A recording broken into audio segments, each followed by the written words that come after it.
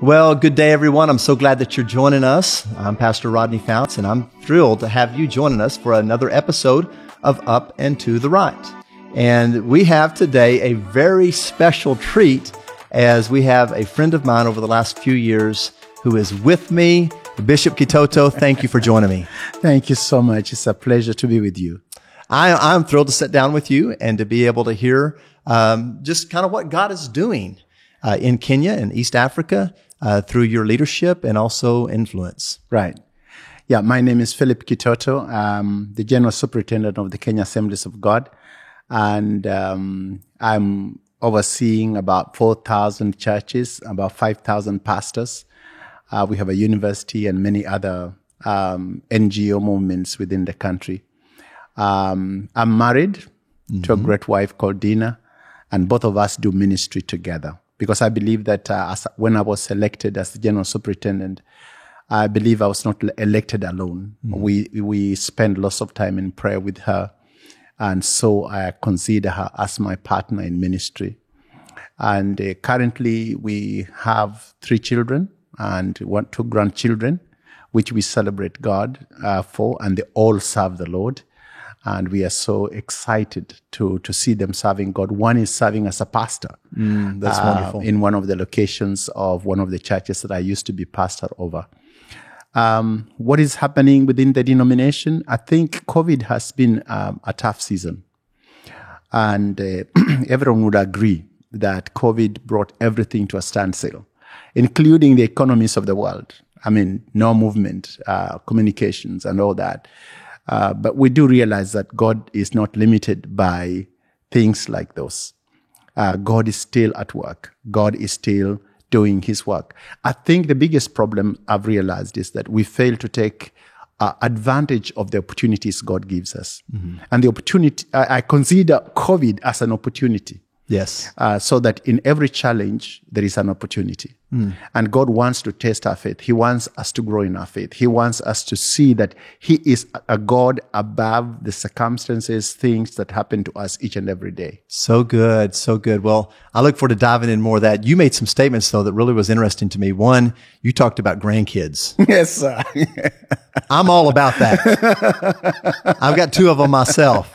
And one on the way. And so I am all about that. And so, man, that just gets us closer together. That's it. Because we can talk about our grandchildren. That's it. But mine are so far away. Yeah. You know, I'm in Kenya and my son decided to go and study in Australia. And God was gracious to him. He became a citizen. Yeah. And he's serving a great church. He's serving in a great church there. Yeah. He is one of the regional leaders within that church. That's wonderful. And at the same time, he's an IT person. Yeah. And my grandkids, so I have to see them over the internet. But aren't you thankful for that? Oh, yeah. Because whenever I was a kid, we weren't able, when Shannon and I got married, we could not do that with my parents. Yeah. Who were a long ways away from us. Yeah. And so that is But you see, in Africa, you can't talk about that because Africa, you want to see family and you want to have time together with that. But it's okay.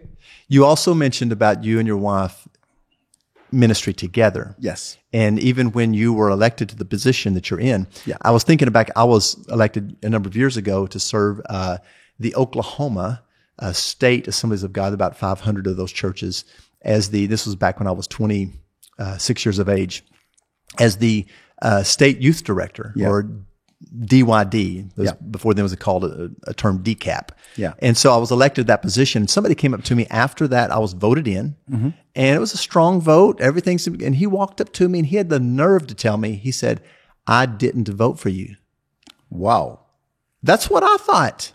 And then he pointed his finger back at me. He said, "But I did vote for your wife." Oh, isn't that nice? And so that spoke something to me a lot, is that people weren't just looking at me. They were looking at my wife too. Yep. And it was, he was making it clear that, man, your other half is what I voted for. Yeah. Now, he was partly joking. At least I hope he was joking how he said it. Yeah. But he was still driving home a point about we're together in this thing. Yeah. And I think we need to realize that our wives or husbands, for those who are are married to minister wives, I think we need to realize that we are partners. We're not just partners sorry to use this word at this particular moment, but in bed, we're not, we're partners everywhere. That's a good point. And I think when we realize that, we'll be more productive, because the Bible talks about two are better than one. Mm-hmm. They have a great return for their labor. Our labor is at the ministry. And that ministry will only grow when we capitalize on the synergy that is there between the husband and the wife. And so when I discovered that with my wife, we said, you know what?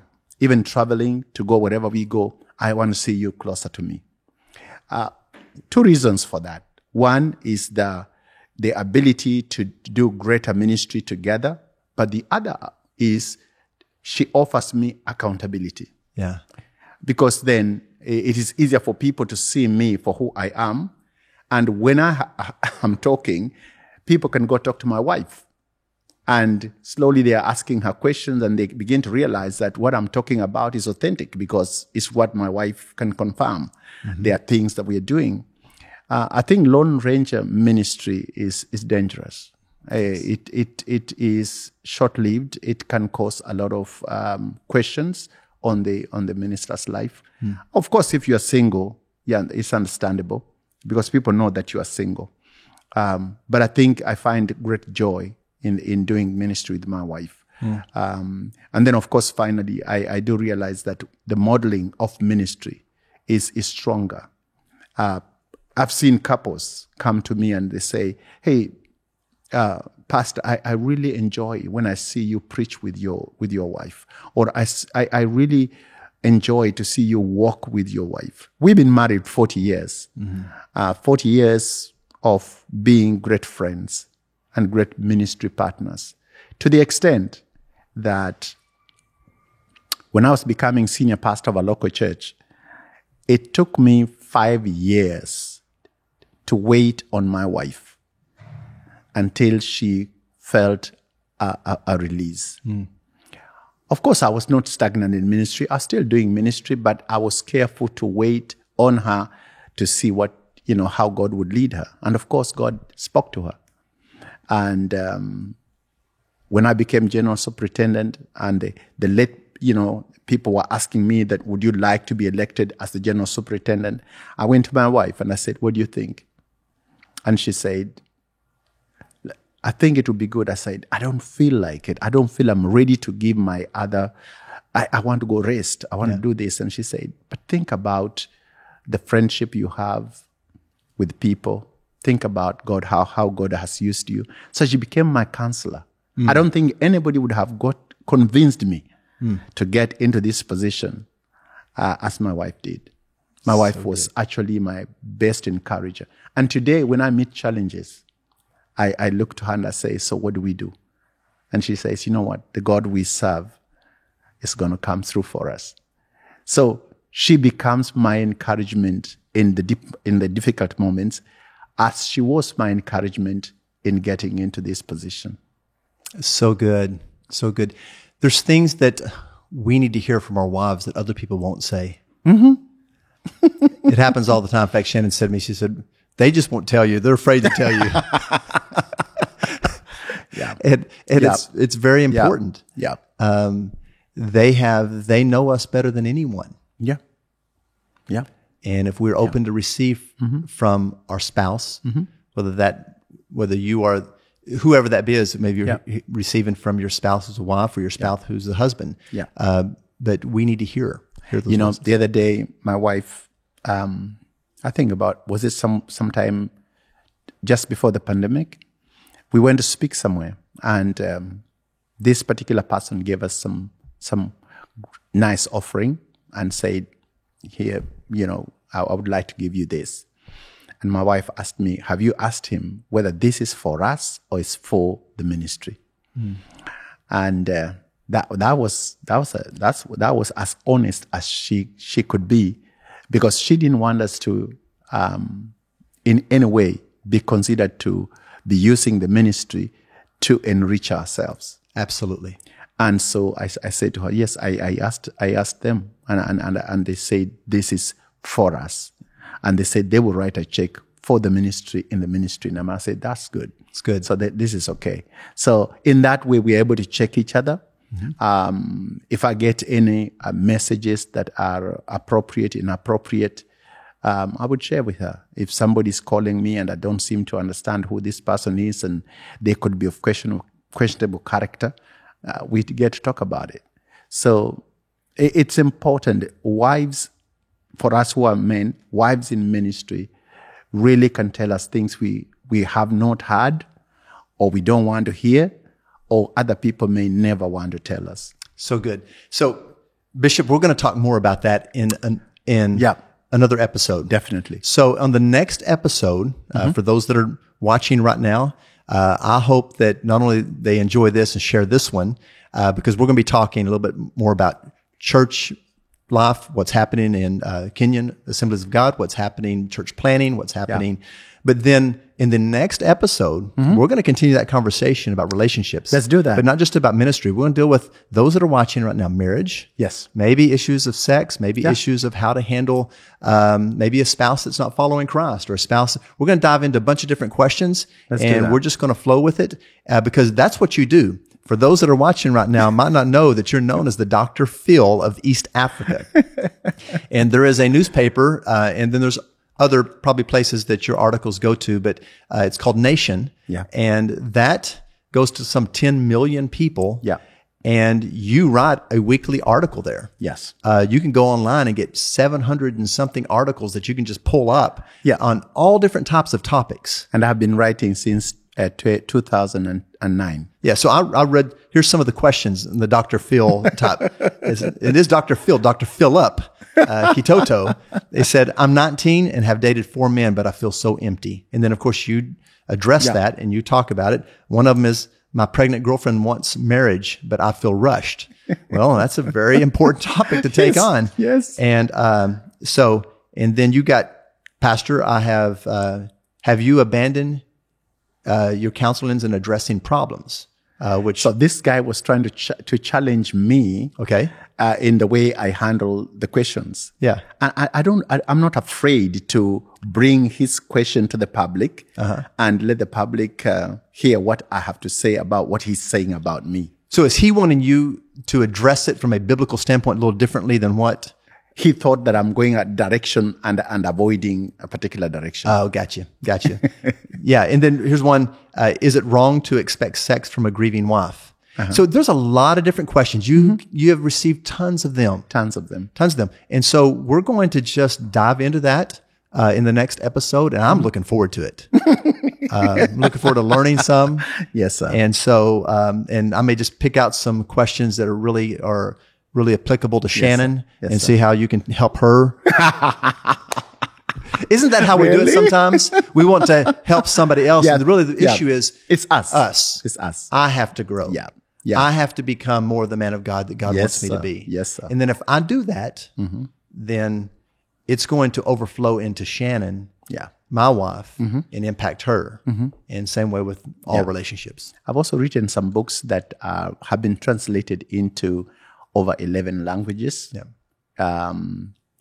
Portuguese, Amharic, all kinds of languages. Well, some of those books are The Marriage Dance. That particular one, we formatted it for Bible schools and it's been translated into many languages. Yeah, another one is The Other Side of Bliss. The Other Side of Bliss. Which is interesting. And I assume you've taken that from the standpoint of like, okay, you got the honeymoon, you're into this and all of a sudden you kind of, real life begins to settle in. And so we'll talk about that. Okay. All right. And see whether you got it right. You got it. And then, Biblical Principles of Marriage. Yeah. One of your books. And then an African perspective of marriage and family.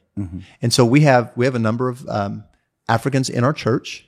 And so maybe they'll listen and say, hey, that could he speak something specifically to me there? Yeah.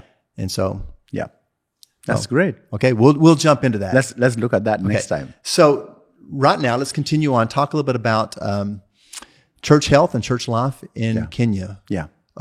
You had COVID just like everybody else did. And this is what was unique about this pandemic is that literally we were all in the same boat. Yeah. We were all had the same fears. This was not isolated to, rural America or some remote place of Africa. it was hitting all of us. So all of us were concerned about getting the virus. All of us were concerned about our health. All of us were concerned about vaccines. All of us are concerned about masks. All of us are concerned about those things are real things that really we had to all address. Yes. And it shut down all of our economies. It shut down all of our movement. And it impacted you guys. You already addressed that a little bit. Anything else you want to say in regards to that? So I came to realize that within those challenges of COVID and other challenges came also challenges of drought. Yeah. So there was loss of hunger, loss of employment. Among the pastors, we had over 1,500 pastors that did not have a regular income because their churches were closed. So here you have a compounded issues that are going to affect your movement forward to the vision that you have. But I came to realize this. Our vision never changes. Our vision and our desire to reach that particular direction God has given us should not be subject to the circumstances. Yeah. If we actually look to the God who gives us the vision. Absolutely. So what we did is that we knew God has called us to plant 800 churches a year, and each person reach one. First year we did 300 churches during COVID. Second year we did 320 churches during COVID. And ending this last August, we did 350 churches. Oh, amazing. Yeah. And all of them have congregants. Some of them have actually built their own structures. And we have seen God just nourish the church. Yeah. Generally and overall over the Kenya Assemblies of God churches, we have seen so many people who decided to continue listening to the services online, even after the season of COVID started to slacken a little bit. But we got many, many more people who filled their spaces in the pews, who are new believers that were won over during COVID season. You know, COVID made people so vulnerable, and that was an opportunity for the gospel. Yes.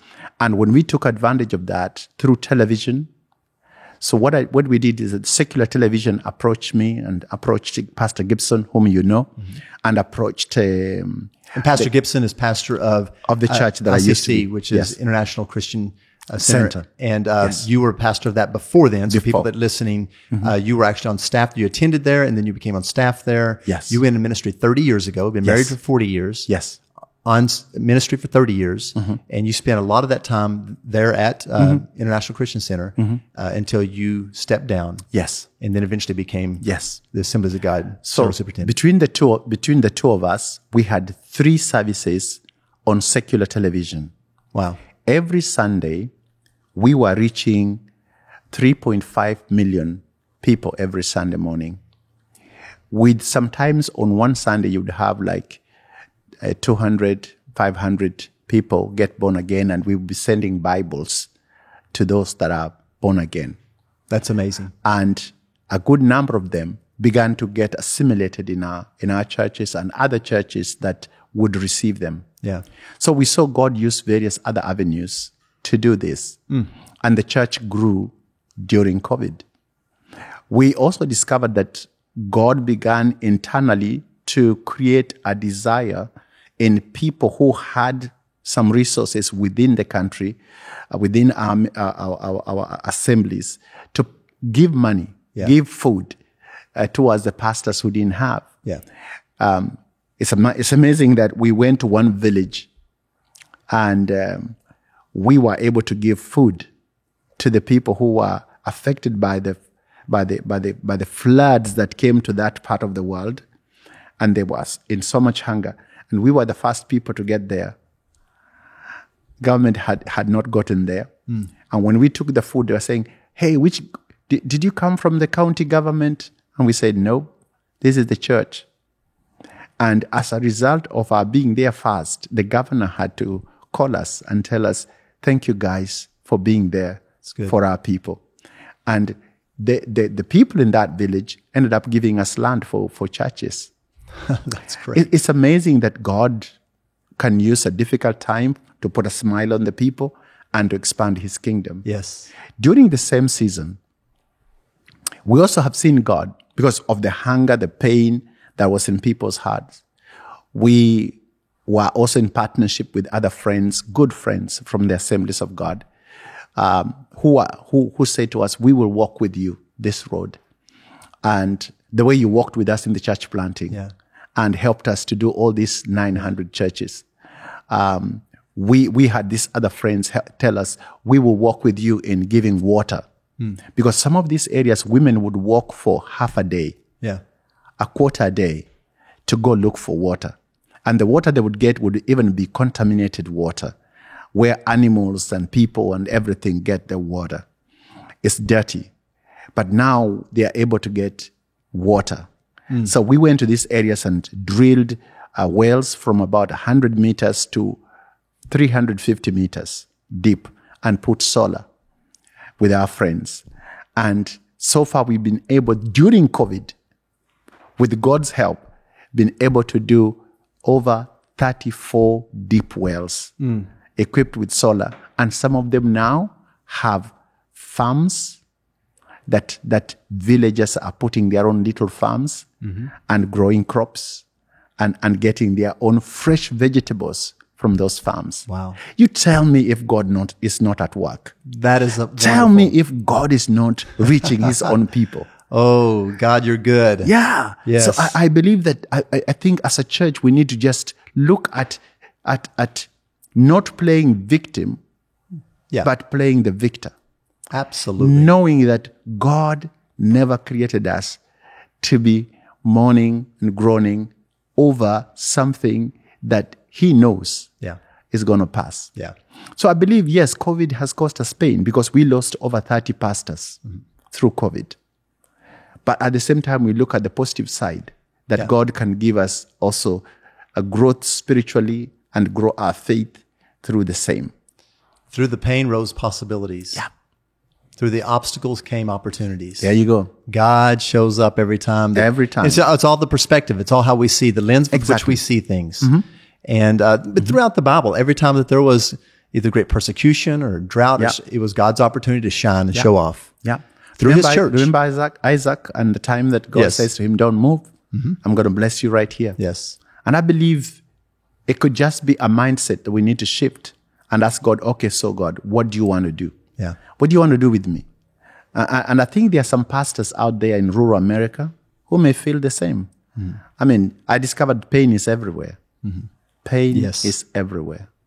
And some people even stopped paying their mortgage for their little spaces of land that the church is on. And they were trying to do remodeling. They were trying to do this.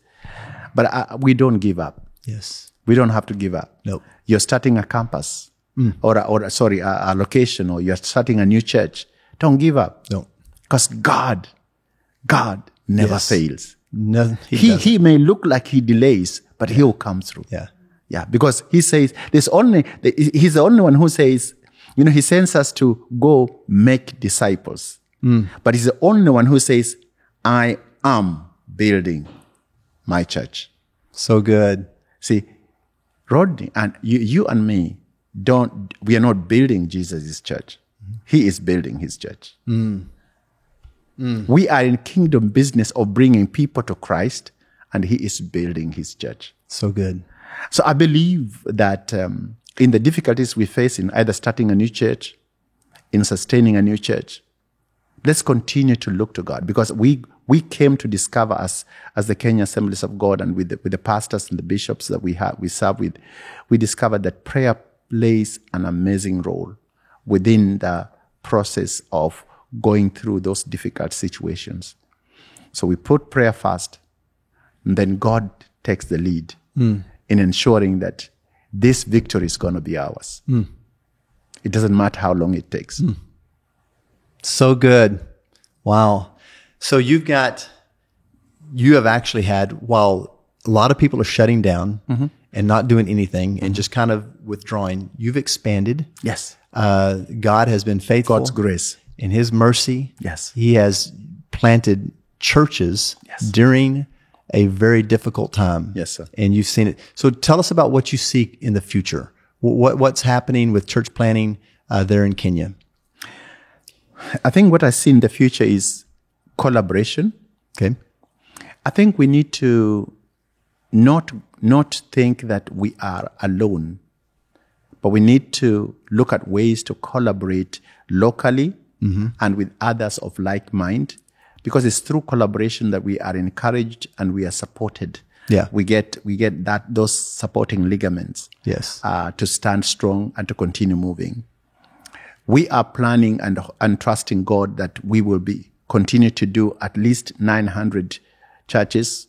We have a strong church planting movement which you are a part of. Yes. And we are hoping that we can facilitate that and continue to produce church planters. Because our biggest issue has been, do we have enough church planters to continue doing this? We are also we have come up with a master plan of the villages and little areas that we want to go to. And with that master plan, we are beginning to project and look at what will it cost us to get to those places. Because again, although we are looking to God to resource his vision, we have to bring the specifics of it.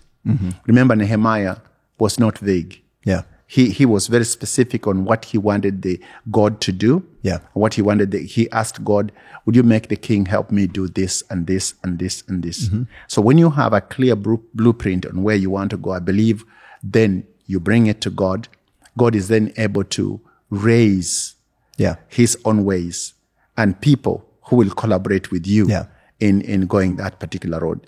So we want to see somewhere between, we've said 800, but we're seeming to look like we'll be doing between 500 and 800 churches. We want to do the same number of training in terms of church planters. And then we want to continue to build what we are calling Oasis centers. Yeah. Now, Oasis centers is where we have put the wells. Now, you do realize that we are in some areas that are very difficult to reach. Could be animistic or different religions that are very difficult to reach. They are tough. But when we go with the wholesome gospel, we love them with water. And then we may put a clinic around it. We may put a training center around it. Things that will not cost us so much money, but will keep us to be permanent in the area. The people will begin to see the love of God. Absolutely. And so we are going to use that. On the 34 wells, we have begun to see agriculture.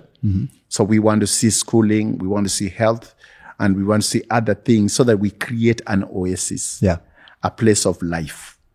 And people can relate that to the God who loves them. And so we want to see that happening in the next couple of years.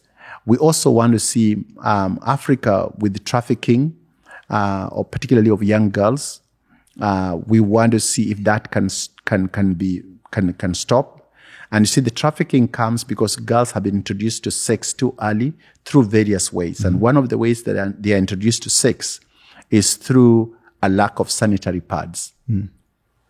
So through partnerships too, we have been able to secure a factory that is going to produce biodegradable sanitary pads for poor girls in the rural areas.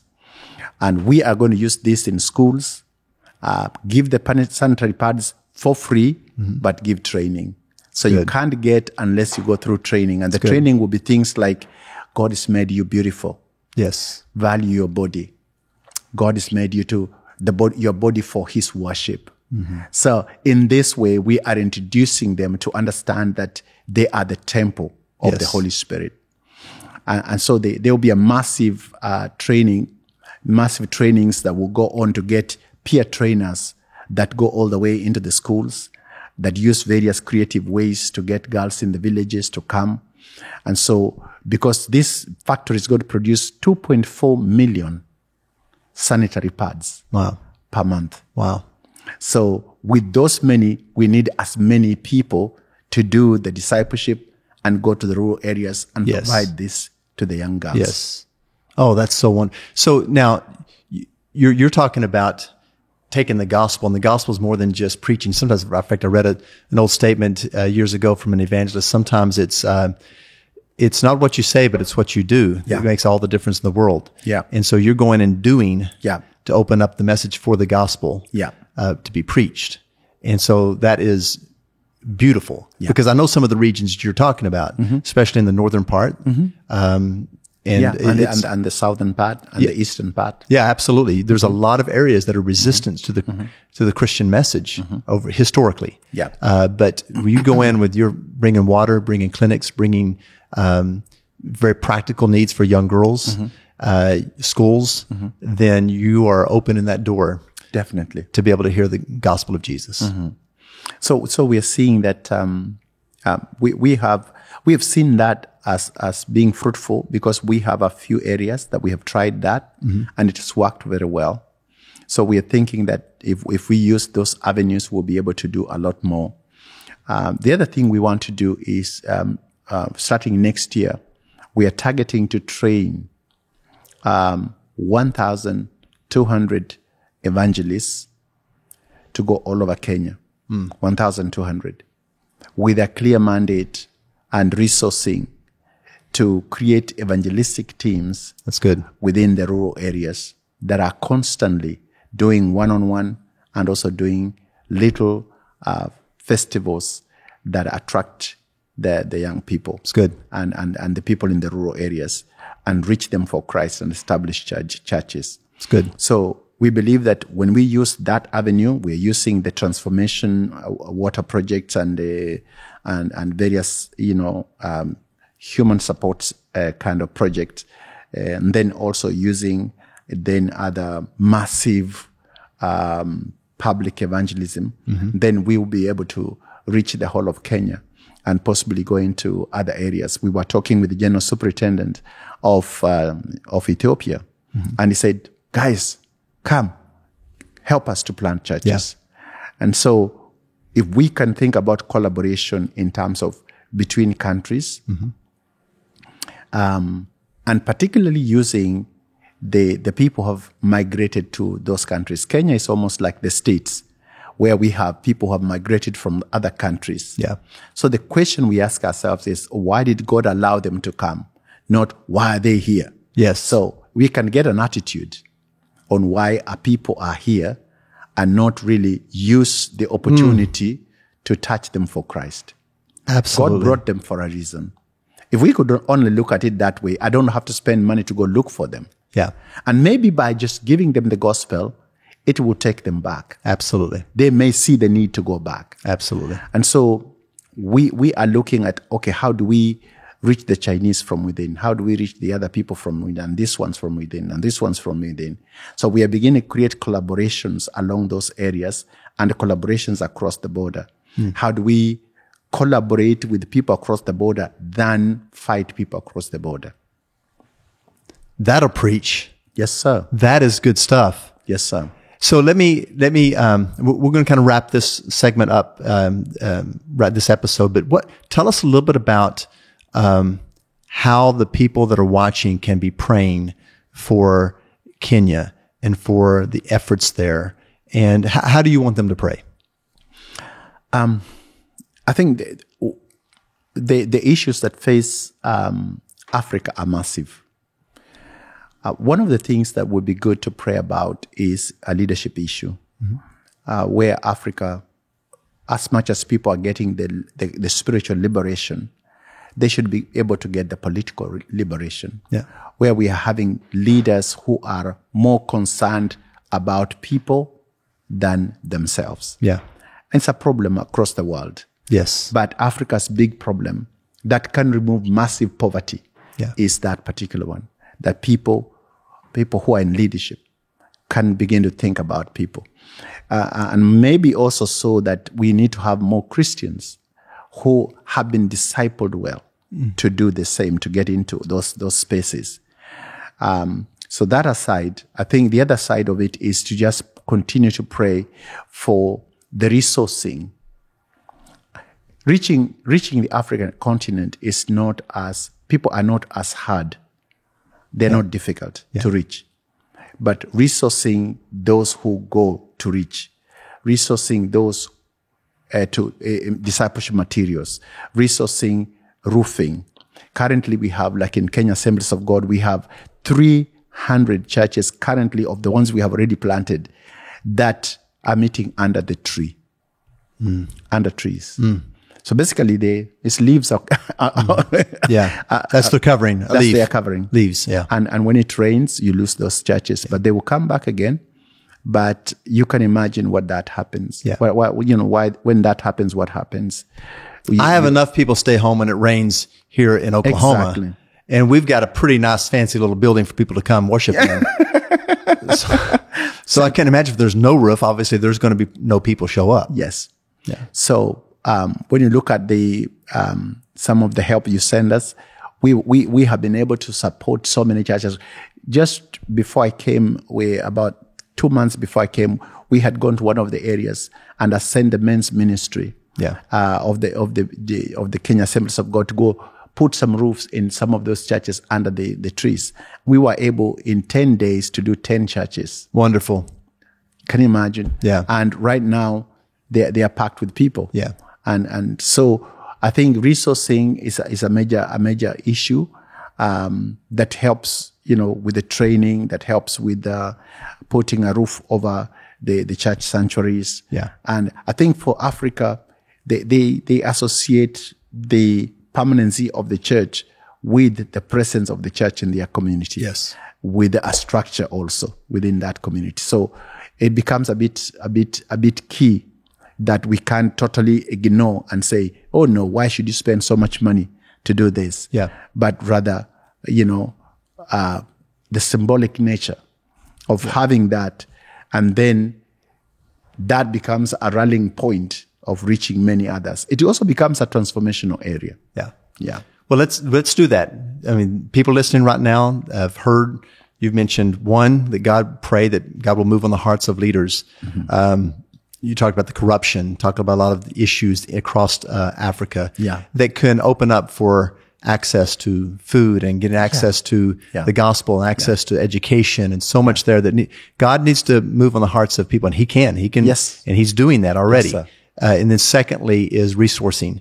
Specifically, we are working with you to resource, and then also with Stephen Kirk and Bailey to make sure. And so what I love about that is I want to make sure we plant on fertile ground. And what I know the gifts that we've given is fertile ground. Yes, sir. And so if for you that are watching right now, if you feel like God is moving on your heart to pray for, and then also to give resource, and just any type of giving that's given, just mark that to Kenya, and we will know exactly where all that's going to go to one place, and we'll make sure that those funds get to the needed areas for what's happening in Kenya. We won't hold anything out. Every penny will go there.